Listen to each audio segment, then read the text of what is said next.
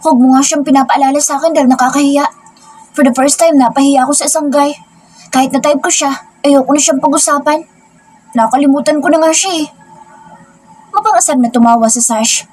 Mamatay? Inirapan ko si Sash at tumulong na lang ako sa decorations. Isinali ako ni Sash sa guest list kaya binigyan niya ako ng susi para sa kwarto na gagamitin ko para mag-overnight sa resort. Hindi na ako pinayagan ni Sash na umalis para naman maranasan ko raw na mag-witness ng isang kasal. Pagkatapos namin mag-break ni Leonard ay hindi na ako naniniwala pa sa true love. Maliban na lang kung ang destiny ko ay ang hot guy na iyon. Naglakad-lakad ako malapit sa dagat. Katatapos ko lang mag-lunch kasama si Sash pero umalis din ito dahil pinatawag ng wedding couples. Tumindig ako sa malawak na karagatan. Ang hirap kapag only child lang. Wala man lang akong kapatid na tatawagan para sabihan ng mga problema ko. Naiinggit ako sa mga kaibigan ko na may mga kuya at bunsong kapatid. Huminto ako sa paglalakad sa buhangin. May lumapit sa akin na dalawang lalaki na hindi kalakihan ng katawan. Walang damit pang itaas at bakat na bakat ang mga ribs. "Hey, Miss Beautiful." Ng isang lalaki. "Pwede bang maligaw?" Tanong pa ng isang lalaki sa akin na nagpapakyut sa harapan ko. "May asawa na ako kaya hindi ako nagpapaligaw." Pagsasinungaling ko naman. Mukhang hindi naman naniniwala ang dalawang lalaki sa sinabi ko.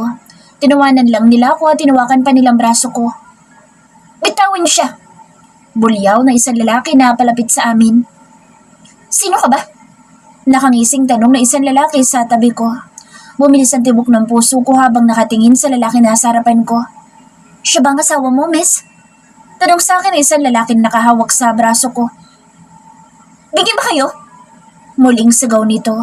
Kinagat nito ang ibabang labit hinila ang dalawang lalaki ng sabay. Malaki ang pangangatawan nito at maskulado.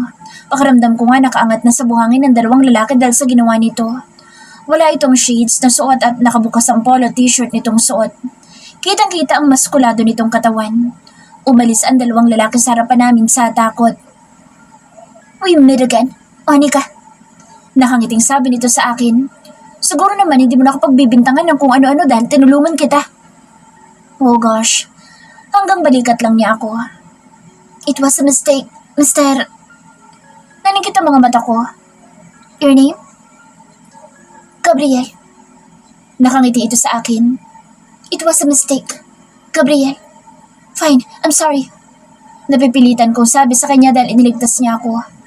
"Totoo bang sorry mo?" Inilapit ito ang mukha sa mukha ko. Nakatitig ito sa mga mata ko at ako na may nakatingin sa mga labi niya. Napalunok ako ng 2 beses. Bakit bigla ako nakaramdam ng init ng katawan? Shucks.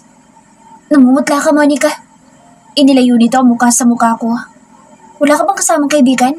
Mabuti na lang pala tapadaan ako rito kung hindi, baka kung saan ka na nakarating. Ganyan pa naman ang suot mo." Ibinaba nito ang tingin sa mga legs ko. "Bastos ka!" Mabilis kong react. Naglakad ako ng mabilis ngunit nahabol pa rin niya ako. "Tinanggap ko na ang sorry mo pero pinagbintangan mo na naman ako. Wala akong interes sa iyo, Monica. Nandito ako dahil kakasal na ako." Napatigil ako sa paglalakad. Joke ba yun? Mukha naman itong seryoso. Malakas itong tumawa dahil bigla ako natahimik. "I'm just kidding. Ano nga palang ginagawa ng isang sexy babae sa lugar na ito?" "Ano naman pakialam mo?" Naiinis kong tanong. Feeling close na siya sa akin. "Nandito ako para magbakasyon. Maganda lugar na ito para mag-relax. Ikakasal ang kaibigan ko mamaya at wala akong date. Pwede ka ba?" Nanlaki ang mga mata ko. Kung makapag-aya naman ito sa akin, parang easy to get ako. "Ayoko, busy ako, tuuwi na rin ako mamaya." Pinagtitripan lang yata ako ng lalaking ito. Kahit na crush ko siya, hindi ako marupok. "Ang sungit mo naman. Akala ko pa naman friends na tayo." Pinamulsa nito ang magkabilang kamay sa suot na denim short. Habang nag-uusap kami ni Gabriel ay lumapit sa akin ang kaibigan ko na si Sash. "Ikaw yung event organizer ni Baron at Kiera, hindi ba?" Tanong naman ni Gabriel kay Sash. Tumango naman si Sash at inilahad ang kamay sa harapan ni Gabriel. "Nagkakilala tayo sa club. I'm Sash. Kaibigan ako ni Monica. And yes, ako nga ang event organizer nila." Tumingin sa amin si Sash. "Magkakilala na ba kayo?" Tinanggap ni Gabriel ang kamay ni Sash. "Yes, kilala ko na siya. See you around, Monica." Malagkit ang tingin ni Gabriel habang nakatingin sa akin. Siniko ako ni Sash. "Anong ibig niya sabihin, Monica? Mukhang type ka ng crush mo." Kahit na type ko rin siya ay magpapakipot ako. Nagkunwari akong walang pakialam. Halika na nga, Sash. Masyado siyang mayabang para sa akin. Di ko na siya type. Gosh, ang gwapo niya para maging crush ko lang. Gabriel's POV. Nakatitig ako kay Monica habang nagtatawanan sila ng kaibigan nito. Nasa isang sulok lang ako at nakaupo habang nakatingin sa kanila. She is innocent, charming and sexy. Nag-iisa siyang anak na Guzman at binabantayan ko siya ngayong araw dahil na rin sa isang kasunduan. May ipinautos si Don Gerard kay Guzman kaya nandito ako ngayon at nagsisilbing alalay ng pasaway na dalaga. Hindi alam ni Monica ang ginagawa ko dahil wala siyang alam sa tunay na trabaho ni Guzman. Alam kong sinekreto ni Guzman sa anak nito ang totoo. Isang inosenteng dalaga na walang alam sa totoong nangyayari. Napailing na lamang ako habang nakaupo. Nag-ring ang cellphone ko at kinailangan kong sagutin. Gustavo, bakit ka napatawag? Kumusta ang pinababantayan ni boss? Muli akong tumingin sa gawin ni Monica. Walang problema, nakakapag-relax din ako. Magandang view dito kaya gusto ko rin na baguhin ang wedding namin ni Ella. Gusto ko na beach wedding na lang kaya sa church. Sa kabilang linya tumawa ng malakas sa Gustavo. Papayakin ka ba ni Don Garel sa gusto mo? Well, para mapapayag mo siya, kailangan mo bantay ang mabuti si Monica. Yeah, sige na. Babalik naman ako bukas sa trabaho kaya magre-relax muna ako dito. Tinapos ko ang phone call ni Gustavo. Isinandal ko ang likod ko sa upuan at muling tumingin sa gawi ni Monica. Hindi ko talaga kilala ang mga ikinakasal, pero dahil kailangan kong bantayan si Monica, naglabas pa ako ng malaking pera para maging kamag-anak ko lang ang hindi ko kilalang mga tao. Masyadong maingat si Guzman Gizon, pero hindi pa rin niya naitago ang nag-iisa niyang anak sa akin. Sumapit ang gabi at kailangan kong panindigan ang pagiging friendly ko sa newlyweds. Nandoon si Monica kasama ng kaibigan niyang si Sash. Nang umalis ito sa loob ay lumabas na rin ako ng venue. Sinundan ko si Monica pero hindi ko ipinahalata. Uminom siya ng alak habang nakaupo sa buhanginan. May kasama siyang isang lalaki. Mahilig makipagkaibigan si Monica sa mga lalaki. Hindi muna ako lumapit at nanatiling nanonood lang sa kanila. Kailangan isipin ni Monica na ako ang knight in shining armor niya. Umupo lang ako sa may hanging chair na hugis itlog at hindi ko inaalis ang tingin ko kay Monica. Marami na itong naiinom na alak at mukhang lasing na siya. May isa pang lumapit na lalaki kay Monica na pilit na pinatatayo ang dalaga. Kinuyom ko ang kamao ko at nagmadaling naglakad patungo sa dalaga. You are in trouble again, Monica. Nilingon niya ako at saka ngumiti. Ikaw na naman. Come and save me, my prince. Inilahad nito ang kamay sa aking harapan. Tinaboy ko ang dalawang lalaki sa harapan ko. Umupo ako sa tabi ni Monica at hindi ko hinawakan ang kamay niya. Bakit ba lagi kang sumusulpot kapag nasa panganib ako? Namumungay na ang mga mata nito. Nagkataon lang na kailangan mo ng tulong ko. Marami ka nang nainom dito. Hindi mo ba alam na bawal mag-iwan ng basyon ng beer dito sa tabi ng dagat? Tumawa ito na mahina. Sumandal pa siya sa balikat ko. Minsan lang. Gusto ko lang naman na uminom. Ang lungkot kasi ng buhay ko. Wala akong pakialam sa sinasabi nito pero makikinig pa rin ako. Only child ako. Kaso hindi ako masaya. May mga magulang ako pero palagang wala sa tabi ko. Alam mo ba na model ako? Nilungon ko siya at bigla din niyang iniangat ang mukha niya. Konting espasyo na lang ang pagitan ng mukha namin dalawa. Pumikit ito sa harapan ko at iniawang ang mga labi. Gusto niyang halikan ko siya. Napalunok ako habang nakatingin sa mga labi ni Monica. Humihigpit na rin ang garter ng brief ko. Umiwas ako ng tingin kay Monica ngunit bigla niyang hinatak ang bato ko. Hinalikan niya ang mga labi ko at hindi na ako nakatanggi. Tunugan ko ang kanyang halik. Pinalalim ko pa ang halik na ginagawa namin. Umuha siya sa ginawa ko. Nagiinit ang katawan ko habang hinahaplos ni Monica ang aking braso. Inilayo ko ang sarili ko sa kanya. Saan bang room at ihatid na kita? Lasing na lasing ka na, Monica. Inilalayan ko siya na makatayo. Nasa pocket ng short ko. Can you get it? Sumilay ang pilyang ngiti sa kanyang mga labi. Oh man. Hahanapin ko na lang sa Sash para... Napalunok ako habang nakatitig sa akin si Monica. Nakakapit siya sa bato ko at ang isang kamay niya nakahaplos sa pisngi ko. Natatakot ka? Baka naman kasi may asawa ka na. Ikakasal na ako. Nawala ang ngiti sa mga labi nito. Ang saklap naman. Binuhat ko siya at naglakad ako patungo sa loob ng resort.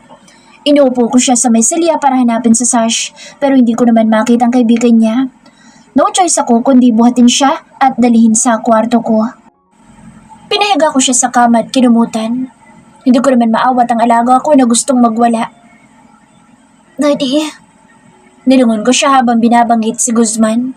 Kahit pala sa anak nito'y masyado itong mahigpit kaya siguro nahihirapan si Monica. Muling nag-ring ang cellphone ko. Dinukot ko yun sa bulsa ng short ko. Hello? Gabriel, may problema. Kailangan mo bumalik dito sa Tarlac. Nagkaroon ng aberya ang trabaho ni Guzman at Sela. What? Ano nangyari sa fiancé ko? Gabriel, mamaya ako na ipaliliwanag. Dumiretso ka na dito. Galit na galit si Don Guerrer. Mabilis kong kinuha ang bag ko at ang jacket ko. Umalis ako sa kwarto at iniwan si Monica. Mabilis ang tibok ng puso ko habang humahakbang palayo. Sinuntok ko ang manibela ng motorsiklo ko. Ano na naman bang kapalpakan ang ginawa mo, Guzman? Nagngingit-ngit na sabi ko bago pinaharurot ang motorsiklo.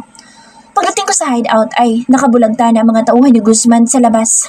Nasa loob si Don Guerrer at maririnig ang malakas niyang boses. Nasaan ang anak ko? Ano nangyari kay Guzman? Sunod-sunod na tanong nito sa isang tauhan na kasama ni Guzman. Kasama lang namin kanina si Guzman dahil sinundo niya sa Senyorita Ella. Hindi ko na alam kung ano nangyari dahil bigla na lang kaming nawala ng malay. Nakaluhod ito sa harapan ni Don Guerrer. Mga walang silbi! Binaril ito ni Don Guerrer sa ulo. Hanapin niyo sa Ella at ibalik niyo sa akin. Hulihin niyo si Guzman, patay man o buhay.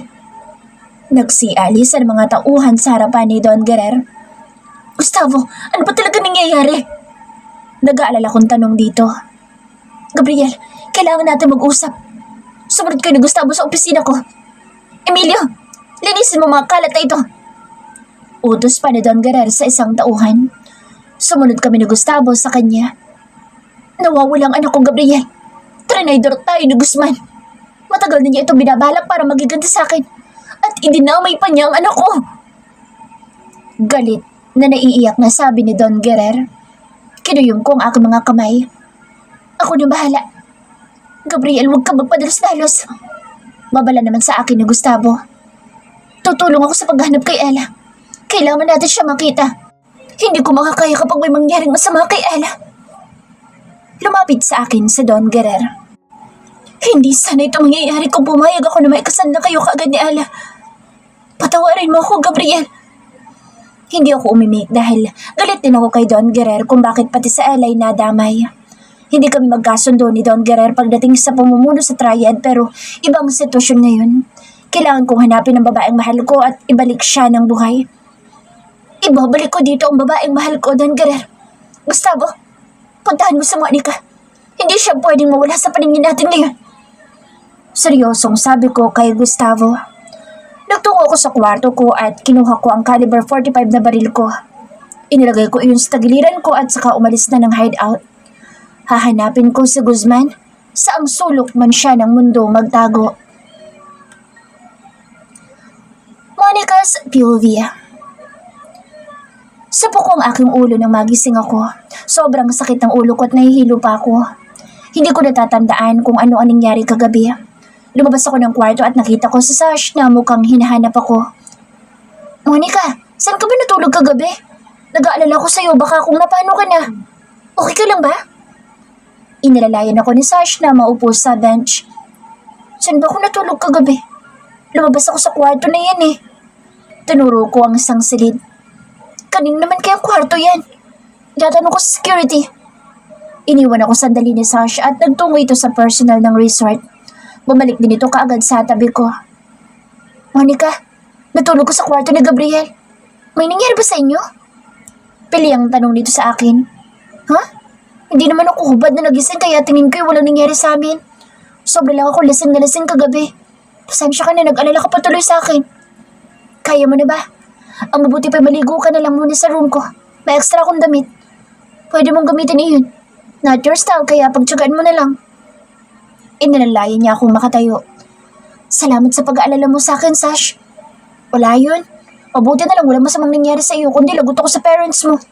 Mas matanda pa naman ako sa iyo ng 5 years. Gusto na naman itong sabihin sa akin na kaka-21 ko pa lang. Masyado pa ba akong bata? Nagtungo ako sa kwarto ni Sash. Ginamit ko ang banyo para maligo at isinuot ang long sleeve ni Sash. Naglagay na lang ako ng nipple cup at isinuot ang cycling short. Komportable ako sa ganitong pananamit. Alis na ba tayo? Mahinang tanong ko sa kaibigan ko na nasa kwarto at inaayos ang mga gamit nito. Yes, tapos na ang kasal. May iwan na lang dito mga staffs ko na siyang bahala na mag-alis ng mga decorations. Wala akong matinong tulog kagabi kaya namimiss ko ang sarili kong kama. Ako din, inaantok pa. Breakfast na muna tayo bago umuwi. Nagugutom na rin ako eh. Inaya ako ni Sash sa restaurant nitong resort. Nag-order ako ng coffee at nag-order naman si Sash ng pagkain namin. Habang nakaupo ako ay may isang matandang lalaki na nakatingin sa akin. Nakakatakot ang itsura niya dahil may bigote siya at humihit-hit pa ng sigarilyo. Iniiwas ko ang tingin sa lalaki na nakatitig sa akin. Pinagdalasaan yata ako ng matandang iyon. Hindi ako humiwalay kay Sash dahil sa takot ko. Wala pa naman ngayon ang knight in shining armor ko. Kapag nagkita kami ulit, saka na lang ako magpapasalamat sa kanya. Inihatid ako ni Sash sa bahay namin. Pinagbuksan ako ng mga guards ng pinto. Dumating na po ba si Mommy? Tanong ko sa isang guard. Wala pa siya, Ma'am Monica. Malungkot akong ngumiti dito. Dinaanan ko ang dalawang katulong namin na naglilinis sa garden. Dumiretso ako sa loob ng bahay at nagtungo sa second floor. Pumasok ako sa kwarto ko at ibinagsak ang katawan sa malambot kong kama. Sobrang tahimik itong bahay. Naiisip ko na tawagan si Daddy at kumustahin ito. Kaso mukhang naka-off ang cellphone niya at hindi ko makontak. Alauna na ng tanghali ako nagising. Lumabas ako ng kwarto ko at nagtungo sa kitchen. Nandoon na si Mommy at inaasikaso ang mga pagkain. Saan ka na naman pumunta kahapon, Monica? Hindi ka man lang nagpaalam sa akin? Nag-alala tuloy ako sa'yo. I'm fine, Mom. Si Daddy hindi ko siya makontak. Baka busy sa trabaho niya. Hindi ka ba pupunta sa company? Baka magalit ang daddy mo kapag hindi mo binibisita ang negosyo. Pupunta po ako mamaya. Kumain ka na. Napaluto ako ng lunch mo. Magpapahinga lang ako sa kwarto. Kapag may kailangan ka, tawagin mo lang ako, okay? Pinasal ni Mommy ang pisngi ko. Huminga ako ng malalim at kumaing mag-isa sa mahabang dining table. Isang linggo ang lumipas at naging busy ako sa trabaho sa company namin. Hindi pa rin bumabalik si Daddy at araw-araw nagkukulong si Mommy sa kwarto niya. Hindi nga kaya naghiwalay ng parents ko nang hindi ko nalalaman. Gabi na ako nakauwi sa bahay at katulad ng dati, sobrang tahimik ng bahay namin. Dumiretso ako sa kwarto ko at nagpahinga. Alas 12 ng gabi nang magising ako sa malakas na sigaw ni Mommy sa kabilang kwarto. Dali-dali ako lumabas at nakita ko ang mga kalalakihan na nasa labas ng kwarto ni Mommy.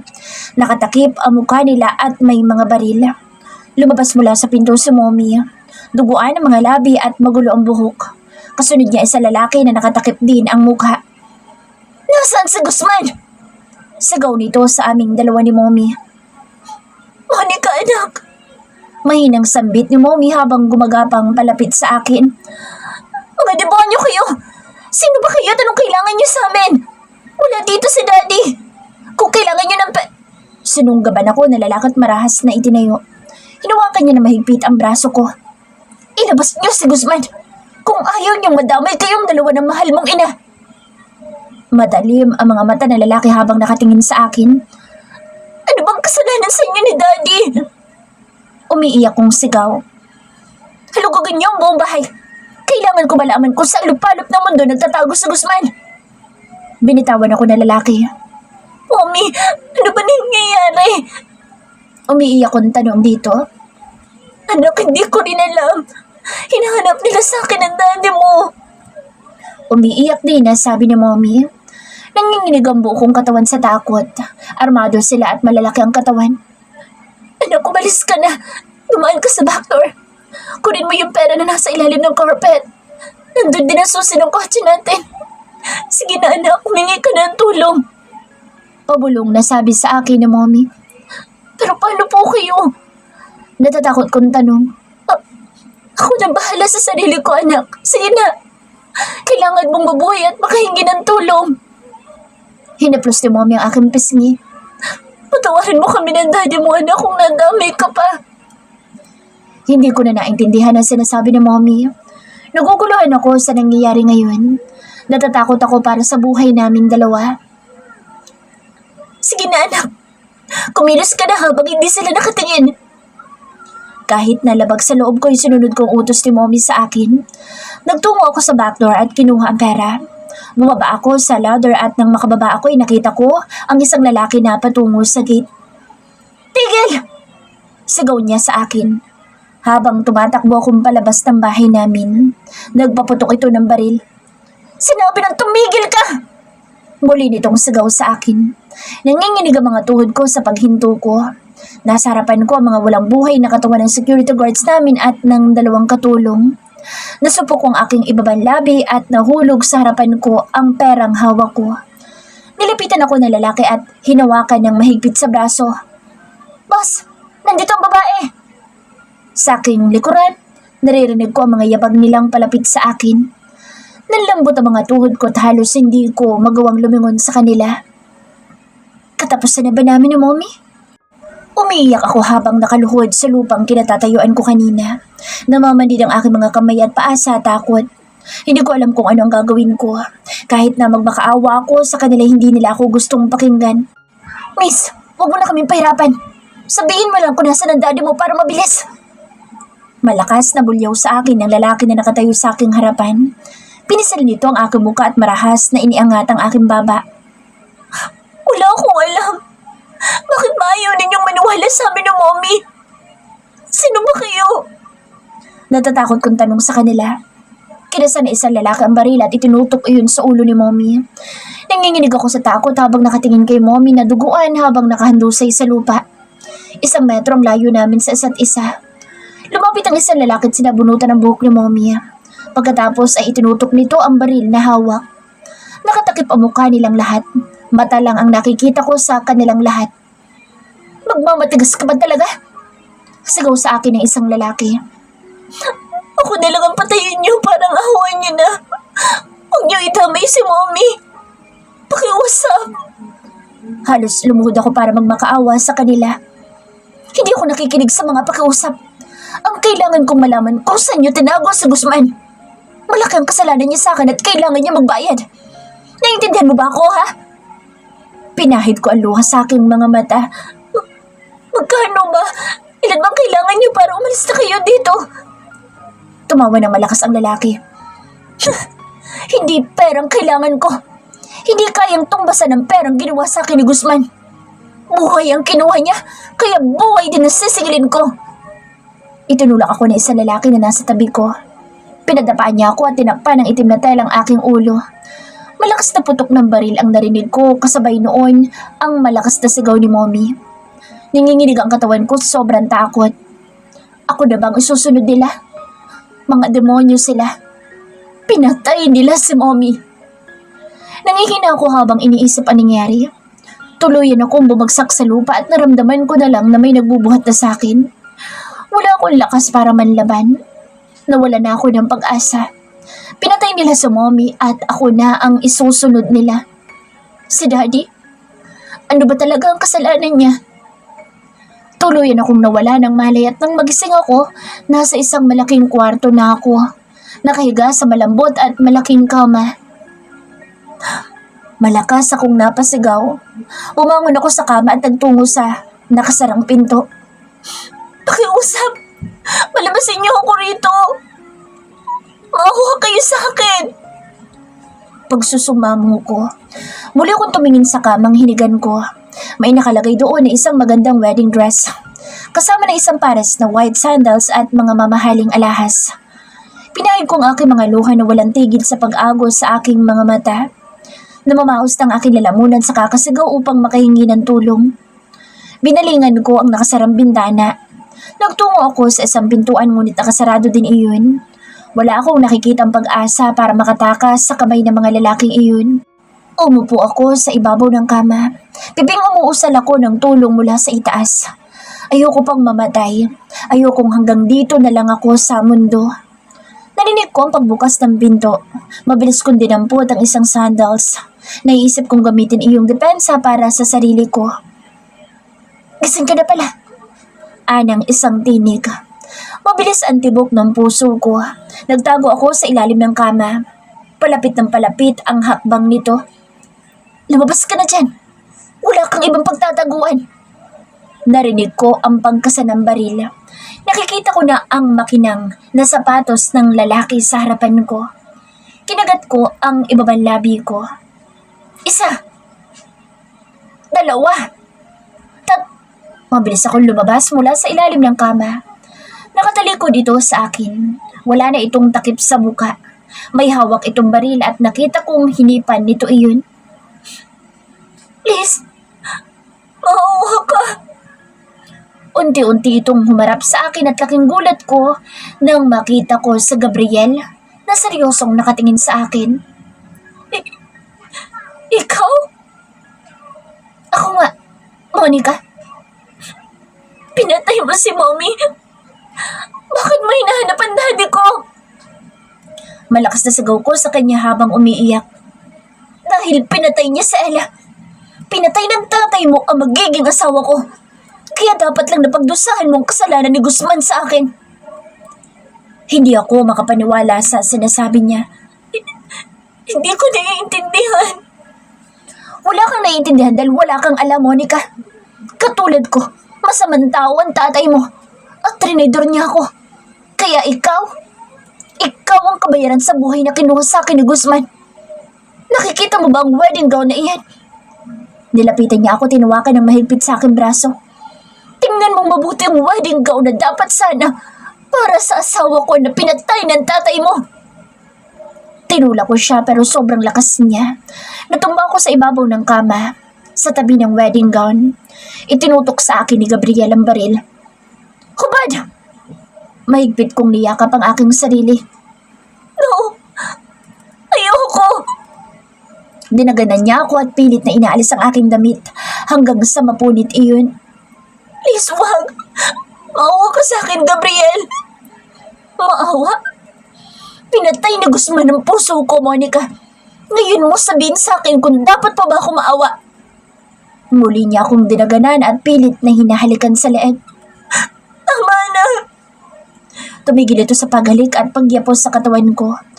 Tumayong muli ito sa harapan ko't inihagi sa aking mukha ang wedding gown. Isuot mo yan, Monica. Simula sa araw na ito, ikaw ang magiging kabayaran sa kasalanan ni Guzman sa akin. Magiging asawa kita sa ayaw mo man o hindi. Tinalikuran ako ni Gabriel. Pabalibag nitong isinara ang pinto. Iniwan niya ako na nanginginig sa takot habang umiiyak. Hindi ko inakala na ang lalaking nagligtas sa akin ng ilang beses ay ang lalaki magiging dahilan kung bakit ako magdurusa ng labis. Unti-unti akong umupo sa kama at inihagis ang wedding gown na gusto ipasuot sa akin ni Gabriel. Si Daddy. Hindi ako naniniwala na pinatay niya si Ella. Hindi ako naniniwala na mamamatay tao siyang katulad ni Gabriel. Ang taong iyo'y napakasama. Kinamumuhian ko siya ng labis at pinagsisisihan ko na nagustuhan ko siya. Gabriel's POV. Sinuntok ang pader sa labas ng kwarto na kinaroroonan ni Monica. Galit na galit ako kay Guzman sa ginawa nito kay Ella. Hindi na makilala ang sunog na katawan ni Ella na kinumpirma ni Don Gerard sa akin. Ako mismo nagpa-DNA ng bangkay at nang malaman ko ang kawalang hiya ang ginawa ni Guzman, nagtungo ako sa kanila para maghiganti at si Monica. Siya ang magiging kabayaran sa lahat ng kasalanan sa akin ni Guzman. Boss, hinabol ako ni Brandon. Pababa ako ng hagdan. Bantayan mo si Monica. Huwag na huwag kang malilingan. Pupunta ako ngayon sa Memorial Chapel dahil kailangan ako ni Ella. Malungkot na sabi ko kay Brandon. Boss, tinapik nito ang balikat ko. Nakikiramay ako sa pagkamatay ni Ma'am Ella. Sana'y mahanap na si Guzman para matapos na walang matatapos, Brandon. Buhay ang nawala sa akin kaya yun ang babawiin ko.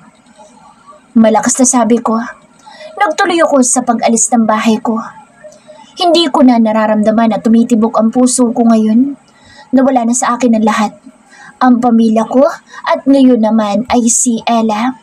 Siya na lang ang pag-asa ko kung bakit ako buhay ngayon. Sa kagustuhan ni Guzman na mahigitan ang posisyon ko sa triad, pinatay niya ang babaeng mahal ko. Alam ko na si Monica ang kahinaan ni Guzman kaya unti-unti kong pahihirapan sa sarili kong mga kamay ang pinakamamahal niyang anak. Dumiretso ako sa parking ng motorsiklo ko at pinandar iyon ng mabilis. Para akong lumilipad sa hangin sa bilis ng pagpapatakbo ko sa daan, mapuntahan lang si Ella. Sa labas ng Memorial Chapel ay marami mga bantay na tauhan si Don Guerrero. Hindi niya ako gustong papasukin sa loob pero nagpumilit pa rin ako. Gabriel, hindi ba't sinabi ko sa'yo na hindi mo pwedeng lapitan ng anak ko? Galit na sabi ni Don Guerrero sa akin. Halos duruin niya ako sa harapan ng mga tao. Lumuhod ako sa harapan nito habang umiiyak. Papasukin mo ako sa loob, Don Guerrero. Kailangan ko makita ang babaeng mahal ko. Parang awa mo na. Sinipa ako ni Don Guerrero. Hinataw niya ng basto ng aking likod at tinutukan niya ako ng baril. Don Guerrero, maawa ka naman kay Gabriel. Si Gustavo, mabilis siya lumapit sa akin at iniharang ang sarili sa harapan ni Don Guerrero. Patawad kung wala akong nagawa. Dapat nakinig na lang ako sa inyo na isuko ang posisyon ko sa trial. Nagsisisi ako ngayon kung bakit nawala ang babaeng mahal ko. Kasalanan ko. Tinulungan akong tumayo ni Gustavo. Sige na, Gabriel. Lapitan mo na sa Ella. Malungkot na sabi nito sa akin. Kinuha ni Gustavo ang baril na hawak ni Don Guerrero. Umiiyak ang matanda at muntik na itong mag-collapse at mabutit nandoon ang mga tauhan nito. Mabigat ang aking mga paa patungo sa kinaroroonan ni Ella. Nakasarado ang ataul at nakapatong ang larawan ni Ella sa ibabaw.